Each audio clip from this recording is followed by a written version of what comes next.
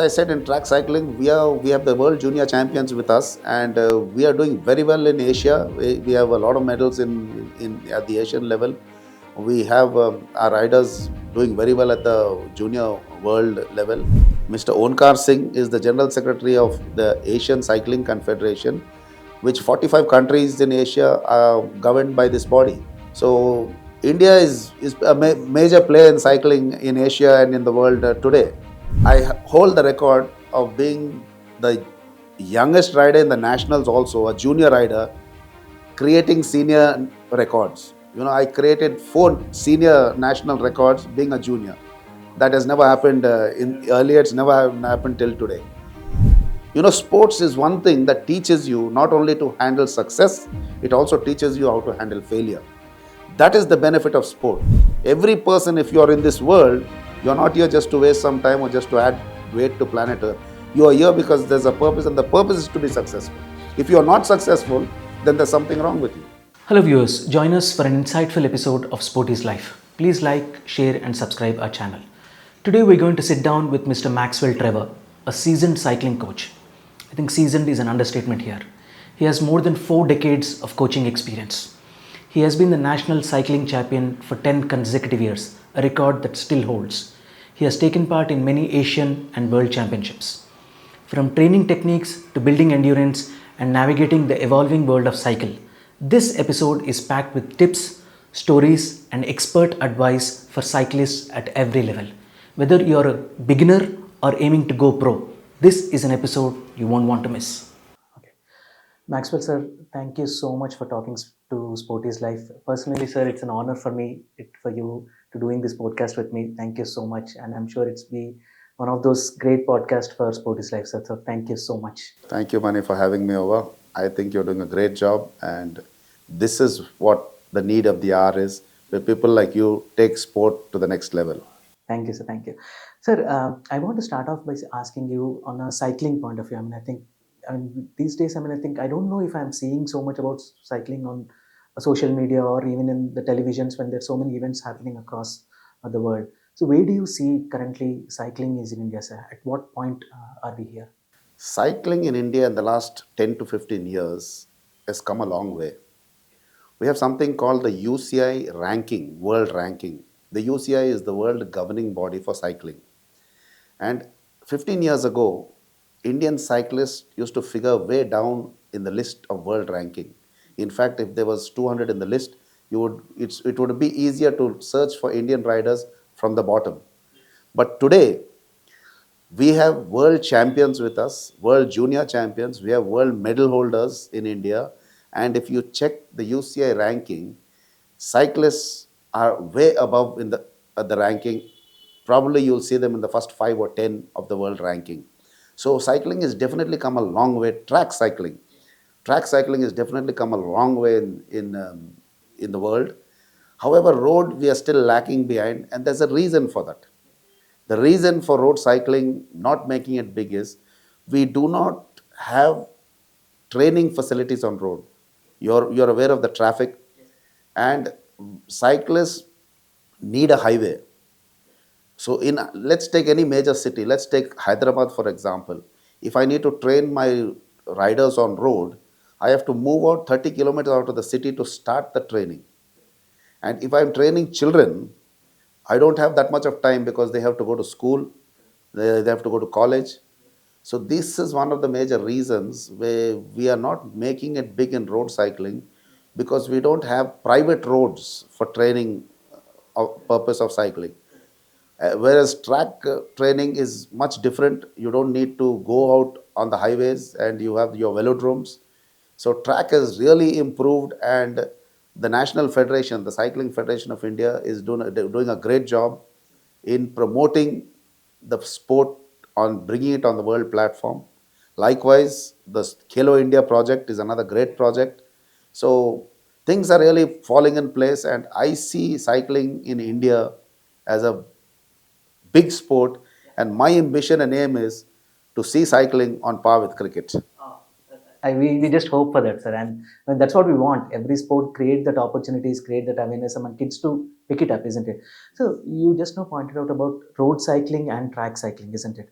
So, how big is road cycling also, sir? I mean, when you look at the larger context of it, I mean, you think that is something which we are missing out by not focusing on that aspect? Road cycling, if you see it on the world map, it's a major sport. Like, the Tour de France, and you have a lot of these stage races all over Europe and all over the world. And yes, road cycling is definitely a big sport in the world, as well as track cycling. However, if you take it in comparison, you will definitely find more road riders than track riders. However, in India, this because of the training facilities, as I said earlier. So definitely, I think it's somebody needs to come up with a kind of a circuit. Like you have for cars, you have for bikes. Somebody needs to come up with a circuit like at least 8 to 10 kilometers where it is totally kept for cycling. You can also use it for motor racing as well. So something like that way, safety also is a major aspect. If you take a 8 year or 10-year-old kid on the road, you are always exposing that kid to high danger because of the traffic. So definitely we can make road cycling a big sport on the world map, provided we do some changes at the grassroots level for training facilities and other things. Yeah, so when you say track, sir, so it's like an 8 to 10 kilometer track. So it's you start and you kind of finish. You go through different places and you come back. And is that the kind of road track? When I say track, I don't mean a literal track. I just mean a kind of a road, totally segregated and allotted for cycling without any traffic on it. Another major problem when you go on the road, instead of improving your cyclist's ability, he is inhaling a lot of carbon monoxide with the pollution on the road. So, as one aspect, you are trying to develop him, you are trying to develop his energy systems. On the other hand, you are exposing him to a lot of carbon monoxide and pollution. So, when I say a private kind of a track, something where there is no traffic, where you're not exposing your rider to pollution and inhaling of these toxic airs. So that is it. I mean, it's not a major project. It's not a big deal. I think in a park you can have the outer circle of a park as a road where you can use for these purposes. You have KBR Park. It's an excellent park where you have a probably you'll have a 10 to 12 kilometer circuit. So these places it's already developed. It just needs a little kind of a facelift, and it can be used for multi-purpose. You can use, because in cycling you have three types of cycling. You have road cycling, you have track cycling, you have mountain biking also, and you have BMX also. So there is, in cycling itself, you have a wide range of choice. So all these riders, all these sports personalities, they can use this. And cycling is not only for a sportsman. Let me tell you, cycling is an excellent sport for anyone. I believe that every human being should definitely spend at least 1 to 2 hours a day on a cycle. If you see European countries, the prime minister of the nation goes by cycle to office. So I think that we need to look at a cycle in a dignified way. Sadly, in India, we tend to identify a cycle with the doodh wala, with the paper wala, with the sabji wala. Of course, they use bikes nowadays, but sadly, we tend to identify a cycle with that. However, it's an excellent man and machine combination. We're not only giving you the benefits of improving your cardiovascular system, improving your respiratory system, improving your muscular um, abilities. It also takes you places you would not be able to reach on by your foot. So you have a multi benefit, and you're gaining from so many angles by using this wonderful machine. Correct. So I couldn't agree more with you, sir. Absolutely on that point. So we'll just come back to a little bit on the track cycling, sir. Now, I mean, I think I know you said that from the road cycling point of view, there needs to be changes done. I'm sure. I hope that in the coming years it will come up. But when it comes to track cycling, sir, where are we on that aspect of? from Indian cycling? As I said, in track cycling, we have the world junior champions with us, and we are doing very well in Asia. We have a lot of medals in at the Asian level. We have our riders doing very well at the junior world level, and it's a very positive position that we are in. Today, India has a very good hold in the UCI as well. In fact, UCI recognizes India as one of the upcoming countries that can be developed in track cycling. And because of that, they have opened satellite centers in Delhi. The world body is opened satellite training centers. They are also training coaches of, through the UCI in India. And not only for the Indians, they are using this for the subcontinent as well. India has become a major player in cycling in the subcontinent. So it is because that the UCI has seen some potential in India and track cycling. They've come forward with all these exchange programs and developing the sport in the region. We also have the privilege of having the General Secretary of the Asian Cycling Confederation, who is an Indian. Eh, Mr. Onkar Singh is the General Secretary of the Asian Cycling Confederation, which 45 countries in Asia are governed by this body. So India is a major player in cycling in Asia and in the world today. That's great to know, sir. I mean, at that point of view. And one more thing you also said about is mountain cycling. Where are we, sir? I mean, I think we do have some great locations in India too. You think that is something which we can also kind of look at?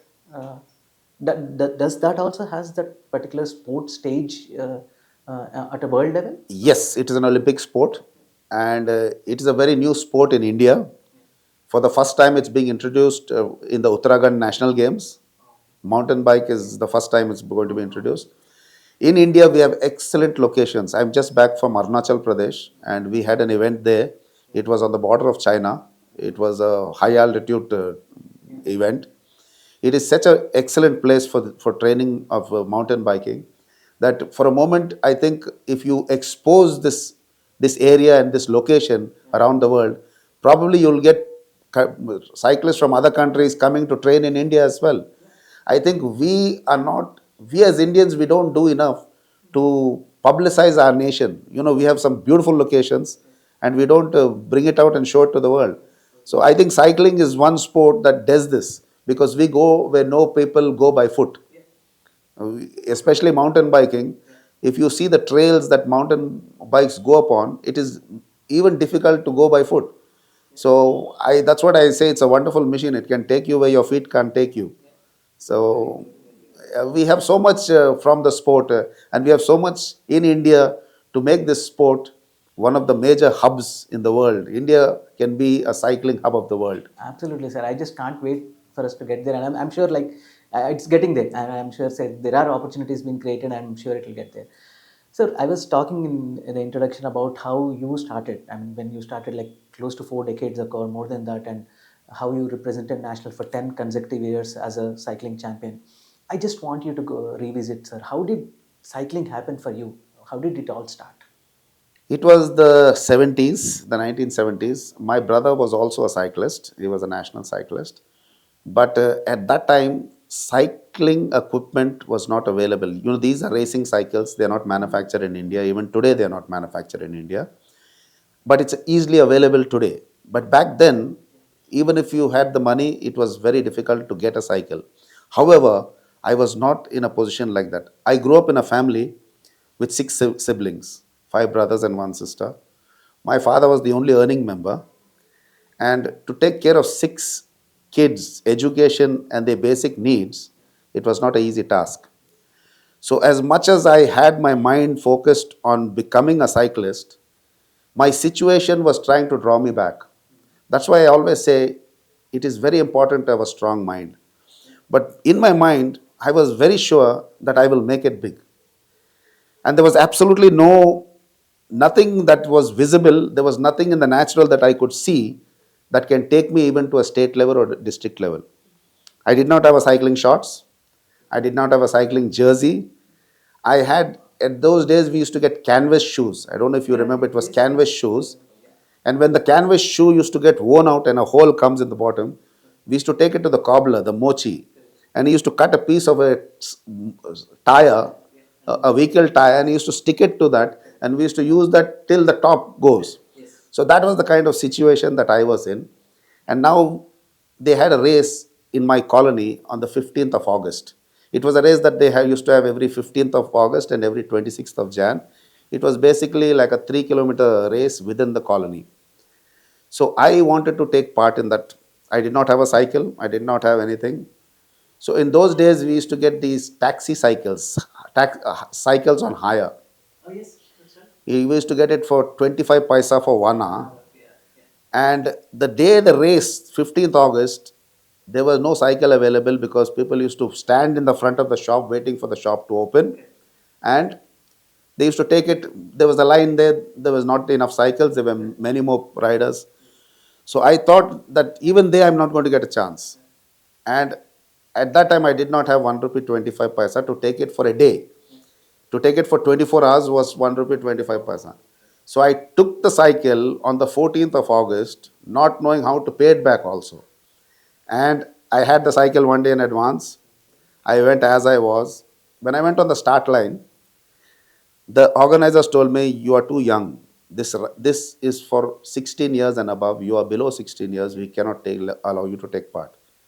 So I literally pleaded with him. I said, I will. They said, "You will disturb these riders and you will cause an accident." So I said, "Okay, just give me a chance. I will just I'll try to stay behind them." So after a long request and literally pleading and literally tears in my eyes, they gave it to me on condition. They said, "You will stay behind all the riders. You will not try to go in the front because you will cause an accident." So I said yes to everything. They put me right behind the bunch. I think there were about 40 riders there, all older than me. I was the youngest in the group, and they put me right behind. And the moment the whistle blew, the next 200 meters, I was right in the front, and when I turned back, they were all behind me. And I kept that, and not only maintained that distance, I managed to increase that distance by the time I touched the finish line. That was the turning point in my cycling career. There is what happened is, then, I don't know, I don't even remember where I got that 125 to pay the 1 rupee 25 paisa to pay that. I was so excited about the win. And there was a coach by the name of Mumtaz Ahmad. He was a state coach. He used to work for the sports council. This news went to him, that there's a kid here who he was the youngest. And so he came and approached me and he said, "I'll make you a national champion." So he is the one who took me into his club. The name of his club was Rovers Club. And I went there, and there was no turning back from there. I hold the record of being the youngest rider in the nationals, also a junior rider, creating senior records. I created 4 senior national records being a junior. That has never happened in earlier. It's never happened till today.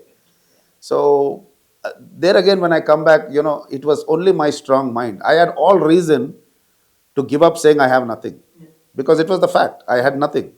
So I had all good reasons to say I could have made it big, but I didn't have anything. But I'm here to tell people, no matter what situation you are in, there is a way out. And sports will teach you how to convert your obstacles into opportunities. That's exactly what I done. My obstacles became my opportunity. So it's all in the mind. I believe a sportsman is 50% in his head.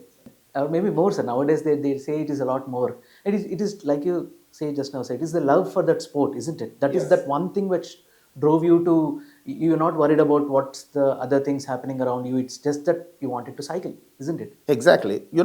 If you have a passion for something, even today, they ask me at this age, how do you, we officiate for number of hours from morning to night. Sometimes when we are taking timing, it's even difficult to go to the washroom. So they always ask me, doesn't your body pain? I said it does pain, but when you have a passion for the sport, that the passion is much more than the pain. So you don't even focus, or you don't pay attention to the pain, because your passion outweighs and outplays your pain. So when you have a passion for something, it will outplay anything else. Your passion will outplay your pain. Then no body pain, there's no body aches, because your passion will drive you. It's a driving force. Correct. So you just now said, I mean, you were the national champion, you created so many records, you had the records of the 10 consecutive national cycling champion. So what was going through, sir? You emphasize so much about being that, having that strong mind. Yes. What was going through that time? Did that time in 1980s or late 70s when you're talking about, was that emphasis on that aspect, or it all came by yourself? There was no emphasis then. I think there is not much emphasis even today about that. Now it's I think that this is something that came down in my family. I grew up in a family, in a very positive family. Even today, we are like that. We never speak a negative word in my family. We believe that positive speech will attract positive results, negative speech will attract negative results. And I grew up in that situation where, always look positive, always look to the good thing. In every bad thing, there are good. If you tend to focus on the bad things, you will never make it in life. So I somehow had this, wherever I go, I had a very strong mind, and there was so much of positive things to pick out from the worst situation. And I always knew that if I go on that start line, that I'm not going to leave anyone. I'll give you one incident. There was one time.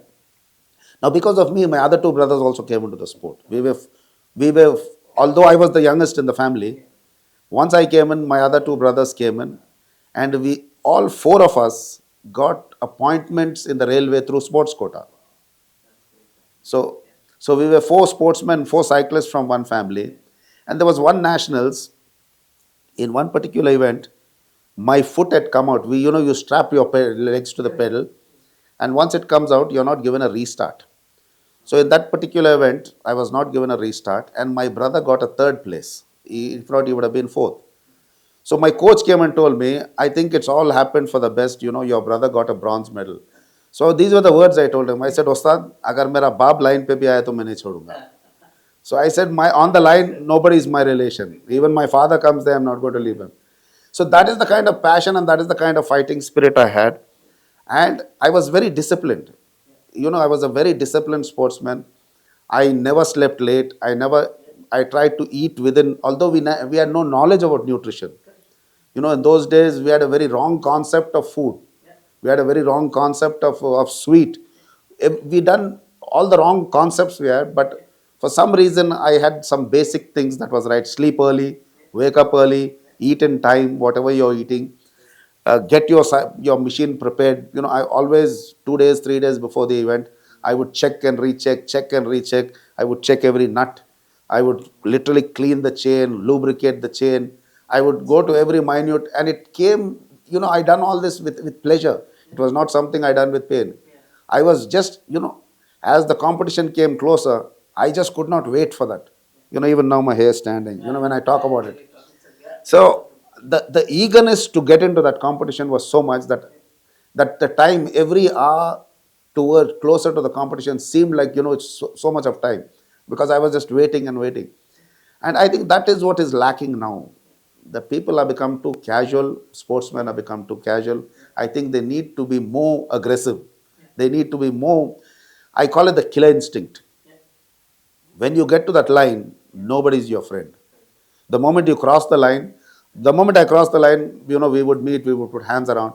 But that few seconds or that minute, I would not leave anybody. That was the kind of focus I had, and that was the kind of that killer instinct. If I'm there, I want to be the best. So I think nowadays we have a very different approach. Kids, they're very satisfied with representing your state. They are satisfied with representing your country. I was always not satisfied with just being I wanted a medal. I wanted to be on the podium, and not only on the podium, I wanted to be on top of the podium. So that is the kind of thoughts I had, which I don't see in many sportsmen today. Yeah, I just hope it changes, sir. Absolutely. Like you said, yeah, it's already getting inspiring for me to when I'm hearing these things, sir. So, if in these championships, I mean, are there any other stories, sir, like that? I mean, you went to the Asian Games, you went many World Championships. What do you think that any stories from there which could like really inspire and you came through that during your national championships, or you won 10 consecutively, you went to Asian Games in 82, 86 World Championships you've done. So anything which kind of said that, okay, that got me through these things? Any specific stories you have? No, in fact, there is a kind of a not negative story, but before the 82 Asian Games, the timing I clocked was very close to the Olympic timing. It was 0.04 seconds close to the Moscow Olympic record. And the timing that I clocked in the trial games, which was in September, was far better than the Asian Games timing itself. However, I fell sick just few days before the Asian Games, and I had dengue fever, and I could not take part in my event. That was something that drove me to even better myself, because what had happened, we had been put into the cycling velodrome to stay there while the construction was going on. There again, I feel it was my own neglect. There were a lot of mosquitoes around there, and I did not take care of that. That taught me a lesson, and it taught me such a good lesson because I lost a gold medal in Asia. It taught me how to be more careful with my own body. So even there, everyone said, why you and why? I said, no, it's a good lesson. I've learned something that I would never forget. So after that, I became even more precautious about taking care of myself and the surrounding I'm staying in. So there's something you learn from every situation. And what's the learning from a failure, sir? We Yes. can put it that way, isn't it? I think I was just looking, when we look at sports also, they say that if you are young and if you sometimes you lose at the last minute, that will actually probably encourage you more to come there next time and probably go to the just cross the line, isn't it? It's not only winners who gain out of the sport. The losers, they learn how to accept defeat, they learn how to handle defeat. Now, let me tell you that I have met many, many successful men in my career. I've also met many unsuccessful men in my career. And the most people I talk to is the unsuccessful, because I would like to know why they are not, or why they seen success and then came down to failure. And you won't believe that most of these people who seen success and then came down to failure, one common answer of theirs was that it was very easy to handle success. We could not handle failure. Sports is one thing that teaches you not only to handle success, it also teaches you how to handle failure. That is the benefit of sport. I believe if these men I spoke to who seen success and then failure because of not being able to handle their defeat, I think if they were sportsmen, they would have been much more successful. So sports gives you a lot. It's not only what it gives you on the FOP, on the field of play, it gives you a lot more in life, in actual life. Sir, we'll just move from the early days, and I think how you played so many things. And how did you get into coaching, sir? Because was that a natural transition for you because you played for so many years and you were at the top of your game? Is that what you thought that you would want to do? No, it was not a thought at that time. It was the passion for the game was so much that I just wanted to be connected to the sport somewhere. The urge was always there to be connected with the sport as a cyclist, but then there comes a time where you know that you need to move on, and you need to do something. And there was one thing I learned. If you want good athletes, you need good coaches. It's no point in working on athletes. You need to first work on coaches.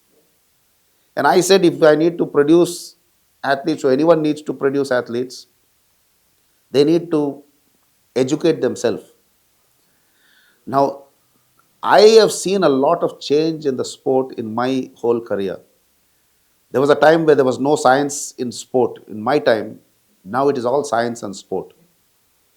There was so much that I done in training that I did not know even why I'm doing it. Today, I teach my trainees, telling them why is it important. I did not even know how the inner body functions. After I gave up the sport, when I got into coaching, I realized that we have three energy systems. We have the ATP PC system, we have the anaerobic system, we have the aerobic system. How these systems actually function. What is the fuel that feeds our body? The adenosine triphosphate. I didn't know these things. It was never taught to me in school. There were no coach taught me. But when I learned these things in the UCI level to coaching, it made coaching so much more meaningful. It made me understand what coaching is all about. And it made me explain to my trainees And once they understood why we are doing what we are doing, they do it with more interest, because they know exactly by doing this where exactly that we are going to develop our inner body. So there is a lot of science, there's a lot of education, and if you want to be a good coach, you have to keep upgrading, and you have to there's all the time I'm learning. And the things I learn, sometimes I learn from kids. I always say this: coaching is not only about teaching. I also learn from kids. So there's a lot of give and take that goes on in coaching. And as I said, I enjoy every bit of it. I enjoy every bit of sport. I enjoy in teaching. I enjoy even talking about the subject. No, no, that's great, sir. I mean, I think the points which you already brought out is about educating the coach itself. I mean, it's been such a great player when in your days, and sometimes it's not easy for all the great players to kind of make the transition to being a great coach. Like you said, some of the points is to upgrade your skills on a regular basis and learn from the kids. I think that is so important even in any sport, not only for that matter in cycling. When we talk about cricket or in any sport, it is the coach's responsibility to kind of upgrade themselves. Like you said, biomechanics has come in, technology has come in, and you have to be upgraded because the kids ask that. Because they have so many avenues now in social media. They say, if this is what I want to do for my body, how can I do it? We should be in a position to answer it, isn't it? So that's great, sir. What you're doing is amazing in that front. Yeah, go ahead, sir. It was very difficult for me. It was not easy because I never seen a computer in my, in all my school days, even in my college days. I didn't know what a laptop is. I didn't know what a computer is. I never seen one. But it's only after I, came into sport or came into coaching, and long after that, that I started learning how to handle one. So when I say I learn from kids, I might have all the knowledge in the world about, but when it comes to handling systems and all, they are better than me. Can play with a computer. I can't be as fast as them. So I learn so much from them, and there are times that I take their help as well. And there's no shame in it. I always say that there's no harm in learning from anyone. I learn from my kids. And even when I'm taking a class, I'm on the faculty for teaching the NAS coaches today. I'm on the faculty for teaching the commissioners, they are referees. I always tell them, ask questions. If I don't know the question, I'll tell you I don't know, but I'll get back to you. And there were many times that, I was asked a question. I was not sure. I told them, give me a time. But my eagerness for the sport is so much that I don't even waste a minute. The moment the class ends, I'm verifying that, and I call the person and tell him, yeah, this is what happened. And that's how I learn as well. So it's a great thing, when you should not have ego. If you have ego thinking that I'm the boss, I'm the teacher, you're my student, it never works. You have to get down to their level. Nobody is going to come to your level. You have to get down to their level. When you're teaching children, you don't expect a child to become an adult overnight. You have to become a child. If you want them to understand, you become a child, become like their colleague, then they'll understand you better. You can't ask them to become a 6-year-old kid cannot become a 20-year-old adult, but you can become a 6-year-old kid. Absolutely. That's such a great point, sir. So, from the coaching, sir, I mean, I think you did your certifications and you did multiple things to get back to that angle. So, what were the challenges, sir? Was educating yourself only the challenges, or like we just talked about, kid? There could be different age groups. You'll be facing kids who just started the game, and what kind of uh, coaching aspects there, and you could be facing kids who are at a much senior level. So, what were the challenges you faced once you got into after you finished your courses? Now you're on the field. Yeah, some of the major challenges. One challenge was that, as I told you, that we never knew these systems. We never knew. We were totally ignorant of all this. We were never taught. So when I came into it, I was like a KG class student in the class. And it was not easy because, I was with all other coaches from various parts of Asia. And, you feel that, they know so much more than you because they were young. They knew the present system. I was from the old school. But that didn't stop me. I went back, and by the end of the course, I was better than them. So I always say there is nothing that a man can't do. I always believe this. We are not just conquerors, we are more than conquerors. We can do anything. It's all in your mind. I always say this: you were never created, or you were never come into this world to add some weight to planet Earth, or to just be of some. If you're here with a purpose. And the purpose is to be successful. Every person, if you are in this world, You're not here just to waste some time or just to add weight to planet Earth. You are here because there's a purpose, and the purpose is to be successful. If you're not successful, then there's something wrong with you. So that is what I feel. If you are here, I am here to be successful. You are here to be successful. If it's not happening, then you have to go into retrospect and see what's happening, why it's not happening. Because you're not a person not to be successful. You are created for success. So I remember talking to you offline also the importance of parents. When it comes, I think we talked about kids a little bit, and we will come back to that. But how do you see the impact of parents in cycling? Because every sport has a different look when it comes to parents. Because some sports they don't want the interference the parents come into when they want the kids to kind of leave it when they're learning a sport. But what is the your take when it comes to parents in cycling? What should be their thinking when their kid is they say that okay, I want to go into cycling and I want to see how this goes. So what should be? Yeah. So one of the major challenges that I faced, we come from a society where parents have their focus. It's a little better now, but earlier, either doctor or engineer. If you 9 out of 10 parents, if you spoke to them, they wanted their children to be doctors, they wanted their children to be engineers. Somehow there's a little bit change in that, but still, however, there is no deviation from parents. They want their child to be very successful in academics. Now they don't want to compromise. They don't want to compromise. Even 1 hour a day, they would say 1 hour they can study. So this was a major challenge for me, in which I had to start educating the parents of what sport is all about. Sadly, in India, many parents do not even know the benefits of sport. They think sport is a kind of burden, sport is a kind of hindrance to their academics, and they think that there's nothing good that comes out of sport. In fact, there were earlier sayings, "Khelo kudo bano nawabo," something whatever. It was some kind of a phrase where if you study hard, you become a nawab. If you go into sport, you become nothing. So that has to change. And I thought the best way to bring a change in the minds of parents is to get them involved. So one major aspect here, parents were not allowed even to come into the arena, which we managed to somehow do that. Parents come in now, they are part of the fitness, they do fitness themselves, and they have got so involved in the sport that I know you might have seen when you come there, that I leave things to them to handle. Sometimes I do it deliberately. I want them to feel how I feel. You get the feeling only when you do it.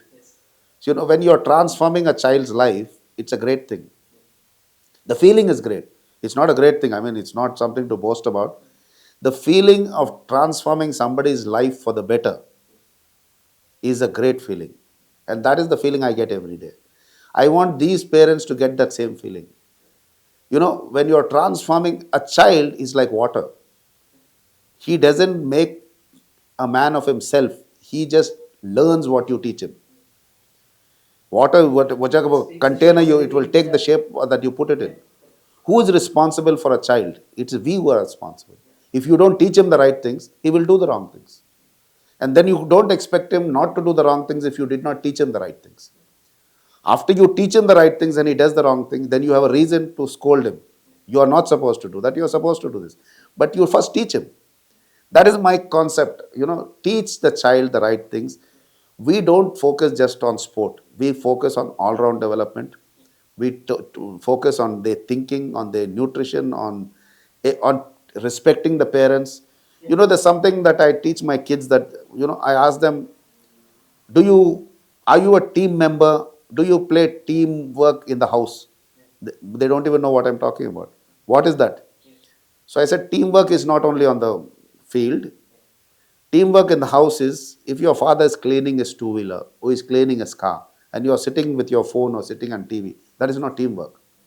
You go and ask, you become a teammate to your dad, you help him. If your mother's in the kitchen and you are sitting and watching TV or you are sitting with your phone, that is not teamwork. You have to go to your mother, ask her, can I help you? Maybe you cannot cut vegetable, but you can definitely wash it. You can pass a plate. You can be some part of the team that your mother is in. That is teamwork. And this has made a big change in the parents. because their child has changed, and they realize that the change came because of what they are taught on the that they realize that it's not only sport, they are becoming better children. So that kind of feeling I want every parent to get. You also do it and see how it feels.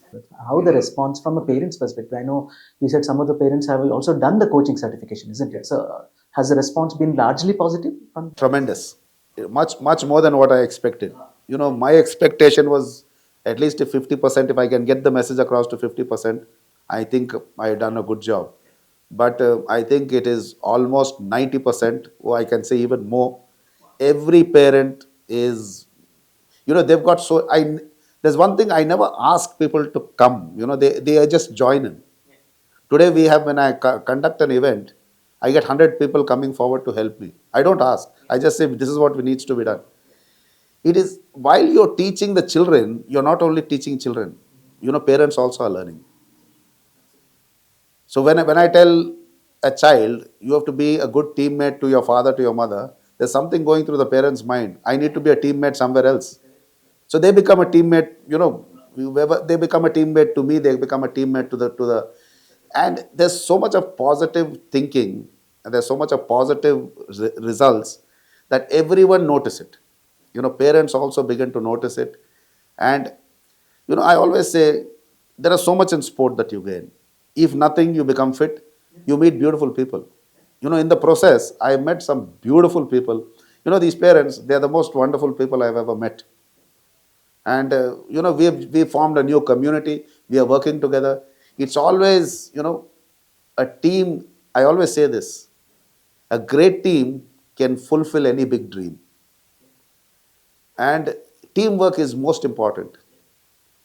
So, and that is what I've been successful in gathering people together. And everyone have the ups and downs, and human tendency is there to see the wrong in somebody else. But I never entertain any negative. If somebody comes with me with a negative, even line about somebody else, I always tell them, see the positive. There's so much. Nobody is perfect. None of us are perfect. If you want, you can see 100 faults in me. But don't look at the faults. Look at the positive aspects. And when you begin to see the positives in people, the person himself will also change.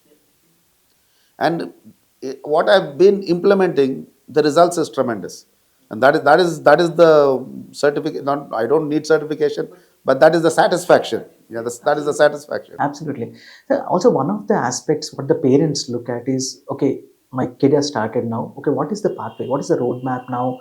He's like, say, 6 years, 7 years, they're starting cycling. Okay, there could be different age groups. And what is the pathway, sir, for a cyclist? I can give you many examples. Like cycling is like any other sport. If we have one PV Sindhu, we can also have a cyclist. If you see from where to where PV Sindhu's come, we have so many examples. That is one. We have so many examples within our state, within our city. Cycling is no different. Cycling offers you jobs like any other sport. It's a sports quota. So if it's offered to cricket, it's also offered to cycling. If it's offered to badminton, it's also offered. So the major players in job opportunities is railways, air force, services, army, and you have many private organizations like Tata's, police departments, in which they have this sports quota. And you can, if you win a national medal, individual national medal in cycling, a job is guaranteed. Not only job is guaranteed, you have a choice. You join the police, you join the army, you join the railways, you join the services. You have a choice of joining wherever you want. And I can give you one example. Now, recently we had a nationals in Odisha. There was a girl working in the railways. She got a better job in the state government. Now the competition also is there. When you are doing well and continue to do well, now departments want you. She was offered by the railways. The state government said we'll give you something better. So she left the railways and went there. So these are the opportunities. As a non-sportsman, do you have this privilege? Let's say you get a job in the railway. Is any other department going to come forward to you and offer you a better job than the railways? It's not going to happen. This privilege is only given to sportsmen. So most parents do not know these things. It is, as a coach, as an ex-sportsman, as a former sportsman, it is our duty to educate them. Now this incident that I'm telling you about, if I don't tell people, how will people know? So it is there, but people don't know about it. And it starts with the whether it is under 10, under 13, under 16, and it goes on. And once you start playing all those, the time will come when will you start playing nationals or you represent those tournaments, isn't it? One thing you must keep in mind, sports is not a microwave. You don't get immediate results. Sports is a long term training program. If you are expecting results in 1 month, 2 months, you are going to be disappointed. This is one thing I also teach the parents. As a parent, I know you're anxious for your child to win medal. Don't expect anything in the next 1 year. You will see a little bit of change after 1 year. Once you prepare them for that, I'd always tell them, if there's anything more than that you're expecting, you're looking at an unrealistic goal. So it's a long-term program. So if you want to do something at 16, you have to be there when you're 8 or when you're 9. Then it works. So these are the things that we educate the parents. These are the things. It's a long-term program. We make them understand that during this training process, you are going to enjoy it, because your child is going to become better and better by the day, not only physically, because you have to understand one thing. There is a direct link between your mental ability and your physical activities. If you are physically fit, you will also be mentally fit. You know, it's a very simple fact. If you can get more oxygen to your organs, obviously your organs are going to function in a better way. Every part of your body needs oxygen. So if every organ is going to function very well, your brain also is part of that every organ. So when you are a sportsman, what are you doing? You're improving your cardiovascular system, you're improving your intake of oxygen, your VO2 max improves, and you're giving your body better oxygen, more oxygen. In turn, your organs are functioning better, your internal organs, which your brain is a part. So not only other parts of your organs are functioning well, you are also going to become a more intelligent person. There are examples I give. Critical thinking. Critical thinking is a very, very important factor of every human being. Like one example, let me give you. While you're going on the road, let's say you're on a two-wheeler and a truck is coming towards you. You have a fraction of a second to decide whether you take a light, whether you take a left, whether you jam brakes, whether you jump off your bike. You have 100 things to do. What is the best thing to do? Now you have a split second. If you delay in that thought, the truck is going to touch you by then. Where do you learn these things? Most people will give you very a lot of other examples. I feel the best way or the best place where you learn these critical thinking is on the field of play. For example, let's say you're playing a football match. You have all your teammates there. They're all being covered by the opposition. You have the ball. You cannot even hold the ball for a long time. Somebody is going to take it away from you. You have a split second. Who should I pass the ball to? Who is in the best position to score the goal? Who is a free person? Now you have so many things to process in a split second. And as you keep playing these games, all games are the same. As you keep playing these games, your critical thinking improves, and that you can use in life, on the roads, you can use it anywhere in life. Any profession you can use it. Yeah. Critical thinking, even today, we had two kids pulling a kind of elastic. If your critical thinking is good, even if there's an accident and it slips from one person's hand, the other person's reflexes will be fast enough to block it. That's critical thinking with fast reflexes. In sport, you learn both. Your reflexes improve, your actions improve, but if your mind doesn't improve, your action will be slower. So when you're on this field of play, this coordination between mind and muscle, mind and limbs become very important. And I was always, while they were doing it, there were things going through my mind, and I was thinking, why don't we give it a try, like, and see. So these things, it can be a major accident. It can also be saved by a person just because he has good critical thinking. So there's so much of benefit. I can go on and on and on telling you about positive things of what you get on the field of play. Training is not just training on the field of play. Training is a three-part program. Training, recovery, and nutrition. You can have nothing in life, but if you have a strong mind, you can make it big. If you have a strong mind, you are the winner. You are a winner before you start.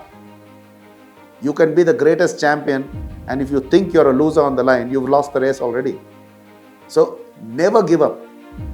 So I advise all parents, do not, even if it is 500 meters away from your house, do not allow your child to come on a cycle or on a scooter without a helmet. Two kids from Arunachal Pradesh. They were in a very remote place.